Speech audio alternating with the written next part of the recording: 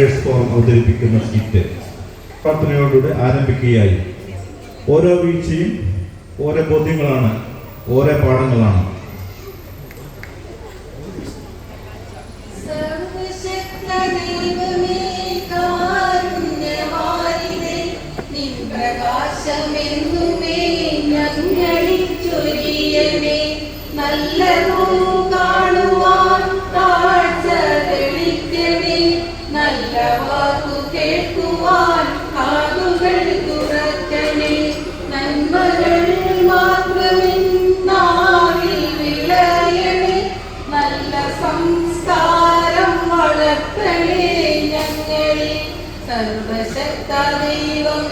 കാരുണ്യവാരിധേ നിൻ പ്രകാശമെന്നുമേ ഞങ്ങളിൽ ചൊരിയണേ.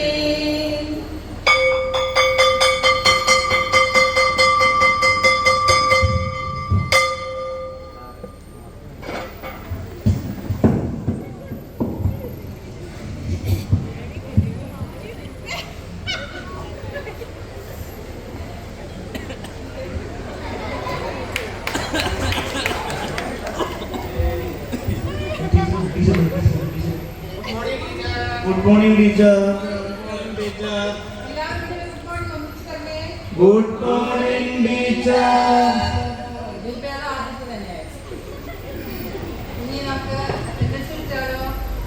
Minu. വന്നിട്ടുണ്ട് teacher.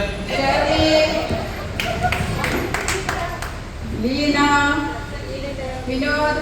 Present, teacher. Varghese. Present teacher.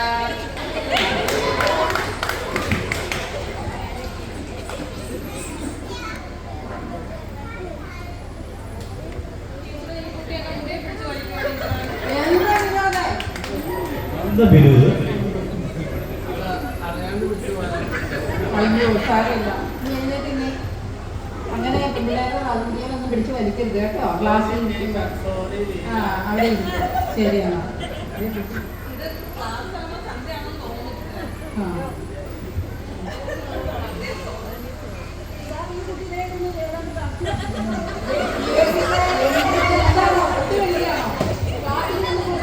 പറഞ്ഞിട്ടില്ലേ? അതെന്താ നിനക്ക് ഇത്ര നാളായിട്ട് പറഞ്ഞിട്ട് മനസ്സിലാവാത്ത? പിന്നെ എന്ത് പറഞ്ഞാലും ഒന്ന് ചിരിച്ചോളും. ആ ചിരിക്ക് യാതൊരു കുറവില്ല. അവിടെ ഇരിക്കണം, നിനക്ക് നിൽക്കണം, കുറച്ചു നേരം ഇരിക്കണം, നിൽക്കണം. ആ അങ്ങനെ ഇരിക്കുക. ഇനി വേണം ഇത് ആവർത്തിക്കരുത് കേട്ടോ. ആ ശരി. ആ ഇന്ന് പരീക്ഷാ പേപ്പർ തരാനുണ്ട്. ശരിയാ, അതെന്താ? അല്ല ഇന്ന് തരും. ഇന്ന് തരാന്ന് പറഞ്ഞാൽ തരണ്ടേ?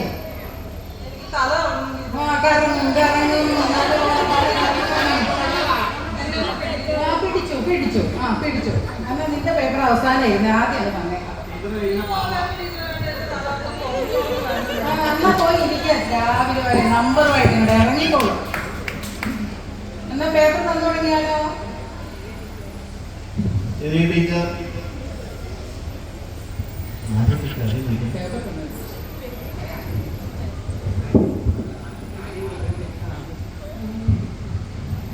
വിനു.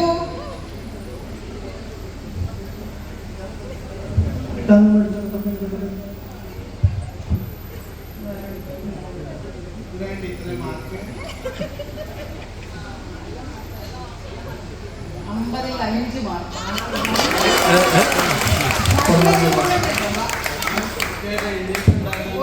ഒരു പേപ്പറും അതിൻ്റെ ഒരു ടാഗ്. അതെന്താണ്? എന്തിനാണ് ഒരു ടാഗ് ഒരു പേപ്പറിൽ വെച്ചത്?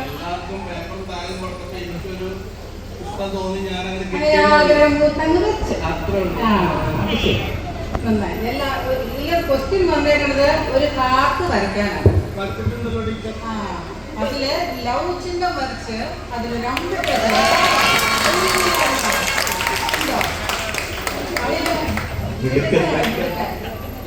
അത് ഡെഫിനിഷൻ എഴുതാനുണ്ട്. ആ ഡെഫിനിഷൻ ഒന്ന് വായിച്ച്. അതെന്താ? അതൊക്കെ നാണമാണ്. ഇത് വായിക്കും. നീ എഴുതിയതല്ലേ? അതെന്താ? നീ വായിക്കേ. എന്നാ ഞാൻ തന്നെ വായിക്കും.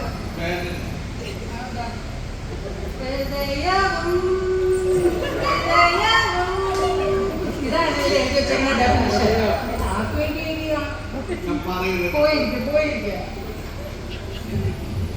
ഇത്രയും മീനു എന്നും വൈകുന്നേരം ഡീനക്ക് എഴുതി കൊടുക്കും ചിഹ്നം കടിച്ചു കൊടുക്കും. അതാണ് അവിടെയാണ് കാര്യം. എന്നും വൈകിട്ട് എനിക്ക് ഇത്രയും ഉണ്ടോ? തമ്പിട്ടങ്ങോട്ട് ഇരുന്നോ? എട്ടിലെത്ര വട്ടം? രണ്ടാണ്. ഇനി തമ്പിട്ട് രണ്ടുപേരും ഇരുന്നോ കേട്ടോ. കുറേ പ്രശ്നങ്ങളുണ്ട്. ഇരുന്നോളൂ അങ്ങോട്ട് കേട്ടോ. ഇല്ലോ രണ്ടാമത് ഈ വർഗീസ്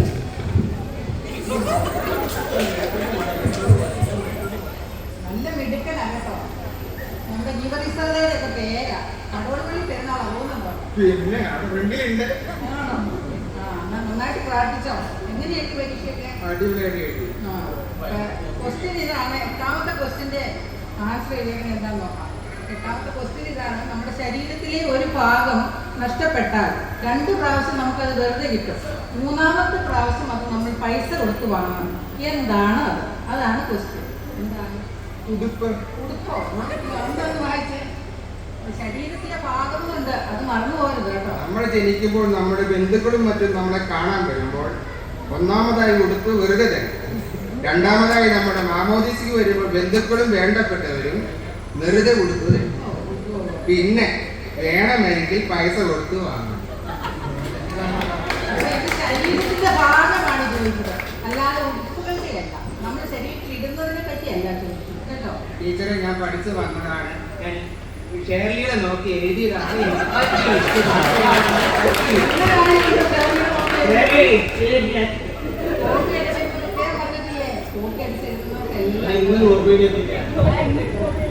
ടീച്ചർ എന്ത് കോപ്പിയുണ്ടാക്കി വോയിസ്? ഒരു സ്വഭാവമാണെങ്കിൽ അത് മാറ്റിയെടുക്കണം കേട്ടോ. നന്നായിട്ട് പഠിക്കണം ഇനി മുതൽ. അതെന്താണ് ശരീരത്തിലെ ആ ഭാഗം എന്ന് അറിയാവോ? പല്ലാണ്. പല്ല്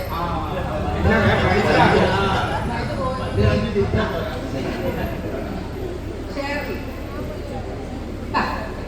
മീറ്റിംഗ് കൊട്ടി 53 മാർക്ക്. എട്ടാമത്തെ ക്വസ്റ്റ്യൻ. കടൽപ്പാമ്പിനെ എങ്ങനെ തിരിച്ചറിയാം? വേറിലേക്ക് അങ്ങനെ വേണോടി. വായിച്ചേ പറ്റുള്ളൂ. വായിക്കണം. അങ്ങനെ എഴുതിയല്ലേ? ആരും കളിയാക്കരുത് കേട്ടോ.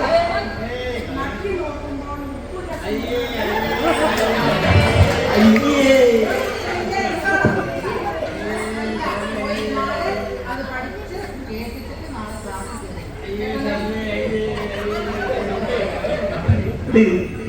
സ്മിത ഓടി വാ. മിടുക്കി കുട്ടി. നമ്പറിൽ 47. മിടുക്കി കുട്ടി.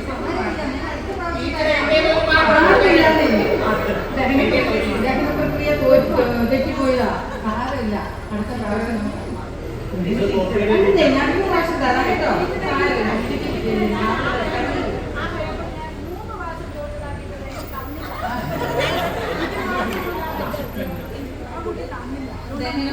ഞാൻ നന്നായിട്ട് പഠിച്ചിട്ടുണ്ട് ടീച്ചറെ. ഇന്നലെ രാത്രി മുഴുവൻ ഇരുന്ന് ഞാൻ പഠിപ്പിച്ചു. അതെങ്കിലും അറിയാലോ. ഒന്ന് പറ കേക്കട്ടെ.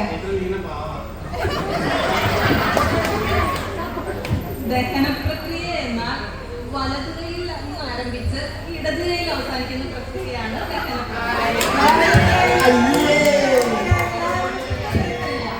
ദഹന പ്രക്രിയ. എന്തിനാണ് പേപ്പർ വേണ്ടേ?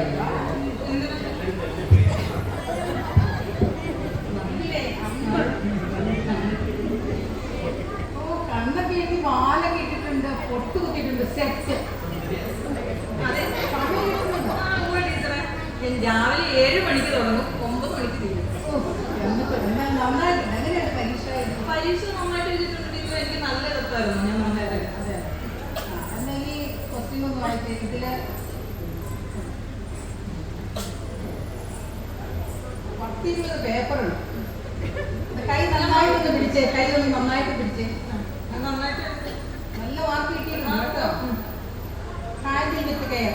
താഴെ വീണ പൊട്ട് മുട്ട. ആനമുട്ട, ആനമുട്ട, ആനമുട്ട, ഇതൊക്കെ ആനമുട്ട.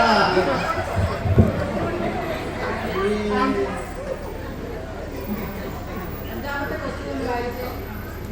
താജ്മഹൽ ആർക്ക് വേണ്ടിയാണ് നിർമ്മിച്ചത്? മുംതാസ്. അതിന്റെ പിന്നിൽ പ്രവർത്തിച്ചത് പിന്താസ്. വികാസോ, വികാസോ.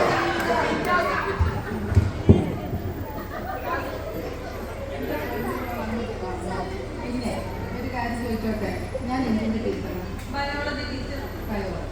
അറിയാമേ? ആണല്ലോ. ഇതിൽ മുഴുവൻ ഹിസ്റ്ററിയുടെ ക്വസ്റ്റ്യനും ആൻസറും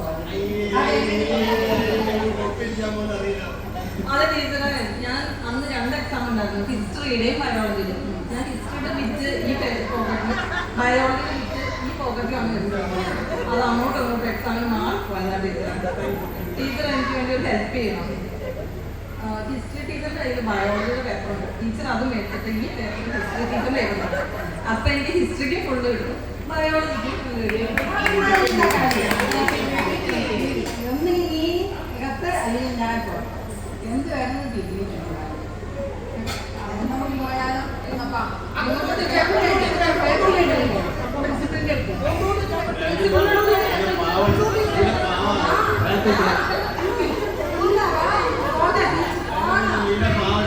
ടീച്ചറെ, ഇന്നലെ എനിക്ക് വേറെ പറ്റി കെമിസ്ട്രി മാത്സും ബിറ്റ് ഇതുപോലെ മാറിപ്പോയി, അങ്ങോട്ടും ഇങ്ങോട്ടും മാറിപ്പോയി. അപ്പൊ എന്നെ മാത്സ് ടീച്ചർ പ്രിൻസിപ്പളിന്റെ അടുത്തുണ്ട്. പ്രിൻസിപ്പൾ പറഞ്ഞ ഇനി ഇത് മേലിൽ ആവർത്തിച്ച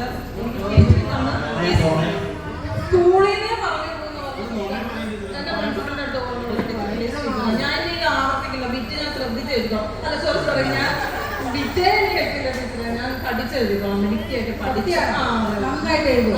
ഒരു പ്രാവശ്യം ഞാൻ ശ്രമിക്കും. പക്ഷെ ഇപ്പൊ എത്ര പ്രാവശ്യം നമുക്ക് വീഴ്ച സംഭവിച്ചു എന്ന് അറിയാമോ?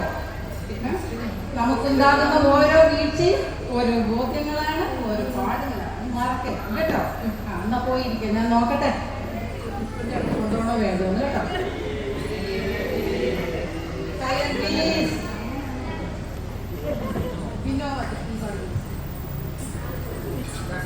വീട്ടിക്ക് 50-ൽ 50 മാർക്ക്.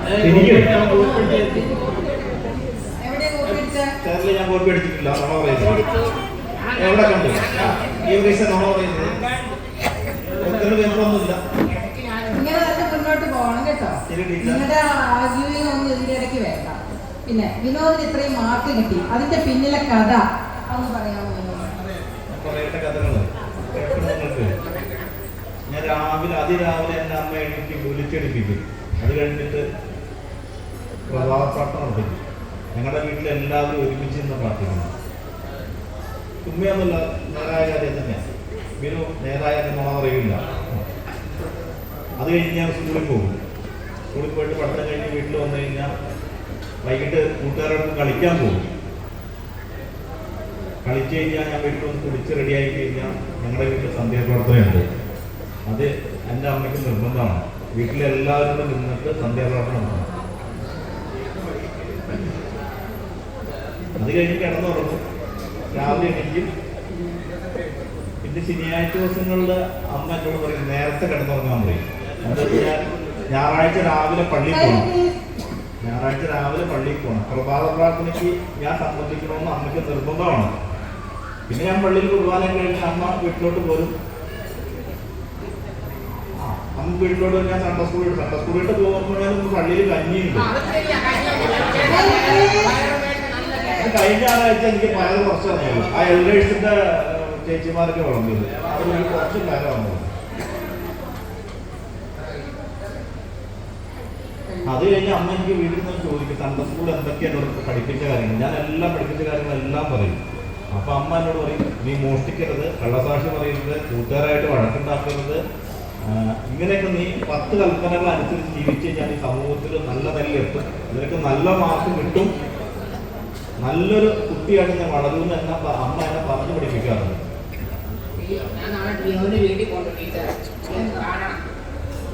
നിങ്ങള് ഇതുപോലെ ആവണം കേട്ടോ. ഇപ്പൊ പറഞ്ഞു കേട്ടോ, എല്ലാം നന്നായിട്ട് കേട്ടില്ല.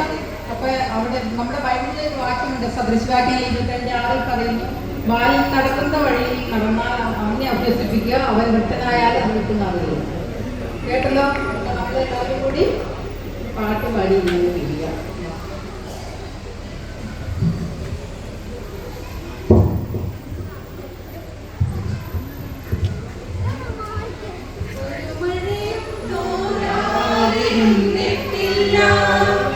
ഒരു കാറ്റും മഴ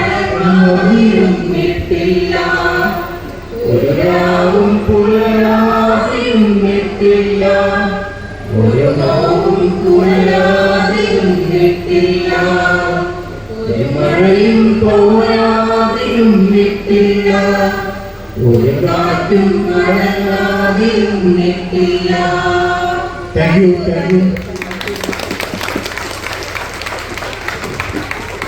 അഭിനയിക്കുന്നവർ ശ്രീമതി ലിസി ജോർജ് പുതക്കുഴിയും ശ്രീമതി ഷേർലി എലിയാസ് ഇടയനാൽ, ശ്രീമതി ലീന ബിനു തെക്കേടത്ത്,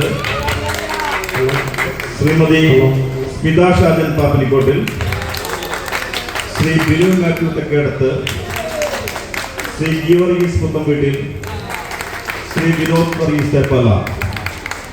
എന്തെങ്കിലും തെറ്റുകുറ്റങ്ങളുണ്ടെങ്കിൽ സദയം ക്ഷമിച്ച